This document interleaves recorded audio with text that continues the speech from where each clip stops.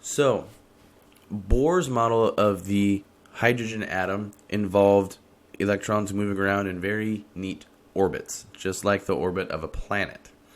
But with the advent of quantum mechanics, we can no longer demonstrate or believe that electrons do travel in neat orbits around the nucleus. So we have to expand or change that idea to the idea of the orbital, that electrons exist in regions called orbitals, or three-dimensional regions around the nucleus that indicate a probable location of the electron, but not for sure. It is a probable location.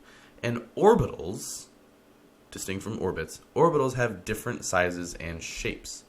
So, what we need to understand here is that an electron is not an object that moves around in a tight orbit. And this diagram right here depicts the difference between an orbit, over here on the left, a tight orbit, and an orbital, a kind of a diffused shape that indicates a probable location. You see that there is not one point at which the electron exists in here. That idea of superposition that was discussed in class already comes into play here. So we need to move from this idea of an orbit to the idea of an orbital. And so here, what this electron cloud or this orbital actually does is it gives you the probability of finding an electron at that particular location. We have one orbital right here, area of high density of probability, and then we have one on the outside. We have a second area of high probability. So in Bohr's atomic model, electrons of increasing energy occupy orbits farther from the nucleus. We've already talked about that. And in Schrodinger's equation, an electron's energy is not the only characteristic of an orbital. So in order to completely describe orbitals, scientists use quantum numbers. Okay, quantum numbers is something we'll talk about in a few slides. I want to talk about the difference between these two items in this diagram down here. So we have one atom over here. We have an electron cloud, high probability of finding an electron in this dashed circle. If we add some energy to the system, we go from a ground state to an excited state. The average location of the electron will be further away from the nucleus, from the proton, if we assume that this is a hydrogen atom.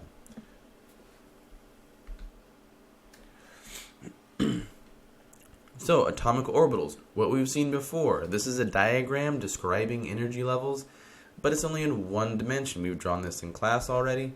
Moving on, we've seen this in class as well already, but this is a two-dimensional image, something that's handy to draw on the board.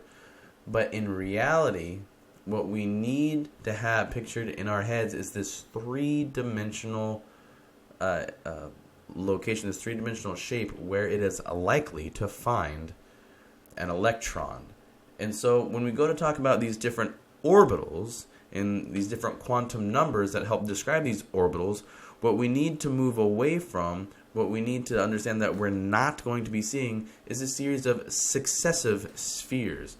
We have the nucleus down here, we have the first shell, which is a sphere, then we have simply have a second shell, which is another sphere on top of the first sphere, a third shell, another sphere, and then we can go on a fourth and a fifth, and there's simply different layers. That is not what we see. We're going to get pretty complex. We're going to get pretty complex with the shapes of these orbitals because they're not all simply spheres. So, warning, this is going to blow your mind if you get hung up on this right now. You will need to know some things about these shapes, but don't stress out about it right now. Alright, quantum numbers. Quantum numbers specify the properties of atomic orbitals and the properties of electrons in the orbitals. The first three quantum numbers, there are four, the first three quantum numbers indicate the main energy level, the shape, and the orientation of an orbital. The fourth describes a fundamental state of spin that the electron occupies in the orbital. First up, the principal quantum number, symbolized by N, indicates the main energy level occupied by the electron. values for n are positive integers only. Only positive and only integers, no decimals here. So as n increases, the electron's energy and its average distance from the nucleus increases, right? We've added energy, the orbital, the energy level expands, moves further away from the nucleus. For example, an electron for which n equals 1 occupies the first or lowest main energy level and is located closest to the nucleus. Now, more than one electron can have the same n value. That's fine. These are said to be in the same electron shell or energy level. Okay, electrons that have the same n value simply inhabit the same electron shell. The total number of orbitals that exist in a given energy shell is equal to n squared. Except for the first main energy level, orbitals of different shapes exist for a given value of n. The angular momentum quantum number, symbolized by L, indicates the shape of the orbital. And L is where people get really messed up when we're trying to work with the shapes. The number of the orbital shapes possible is equal to n. Now the values of L that we can use are 0 and all of the positive integers of n up to n minus 1. So it's the same number of orbitals as n. However, since we're including 0, the largest value for L that we can have is n minus 1. 1 less than whatever n is. So, for example, orbitals which have n equals 2 can have 1 or 2 shapes corresponding to L equals 0 or L equals 1. That's it. You can't have L equal 2 if n only equals 2 as well. So depending on the value of L, an orbital is assigned a number. And we'll get used to this. If L equals 0, the letter is S. If L equals 1, the letter is P. If L equals 2, the letter is D. And if L equals 3, the letter is F. So the angular momentum quantum number continued. S orbitals are round. P orbitals are shaped like 2 teardrops hooked together in the middle. D orbitals are more complex. Okay, very complex. So the first energy level, n equals 1, there's only one orbital possible. It's the s orbital. In the second energy level, n equals 2, there are 2 possible orbitals. There's s and p. There's s and p. So each atomic orbital is designated by the principal quantum number followed by the letter of the orbital. All right, so we have 1s, 2p, and 3d. Right, so the principal quantum number in this case it's 1, 2, or 3 is followed by the letter of that orbital, s, p, or d. Moving on to the magnetic quantum number. Atomic orbitals can have the same shape but different orientations. The magnetic quantum number, symbolized by m, indicates the orientation of an orbital around the nucleus. Because the s orbital is spherical and is centered around the nucleus, it only has one orientation. You can't really move a sphere around and have it really change its shape or change its orientation, I should say.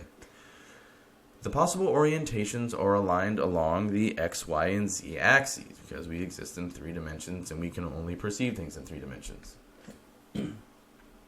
Lastly, we have the spin quantum number. An electron is an orbital. Electron in an orbital can be thought of as spinning on an internal axis, just like you'd spin a basketball on your finger. That electron is spinning. Electrons spin in one of 2 possible directions. And we think of that as upspin or downspin is just the common language. So the spin quantum number has only 2 possible values which indicate the 2 fundamental spin states of an electron in an orbital. And a single orbital can hold a maximum. A single orbital can hold a maximum of 2 electrons as long as they have opposite spins, one up, one down. All right, boom. That was complicated. That's annoying. I know. We're going to practice this in class. So focus on this chart. See if you can make a little bit of sense. Press pause, look it over, see the patterns. just as a pattern right here, principal quantum number n, if e equals 1, you just have an s. If there's 2, there's s and p. If there's 3, sp and d. If there's 4, sp, d, and f. Number of orbitals in the sublevel. Okay? 1 for s. There's still 1 for s, but because there's a p here, there are 3 available for p. Moving down to n equals 3. There's still 1 for s, but there's still 3 for p. But now since we have this d orbital, there are 5 orbitals available for the d orbital. I'm not going to spend a lot of time on this in the video. I want to do this in person, but try to become familiar just basically with the patterns you see in this chart. One last thing I have for you here. Which of the following is not described by the first 3 quantum numbers, principal, angular momentum, or magnetic? Alright, that's the spin. Okay, that's the fourth. That's the spin quantum number. That's the fourth quantum number, and it's, to be honest, it's the simplest. You either have an upspin or a downspin, and that's about it. Alright, that's it for your video lecture. I will see you next period.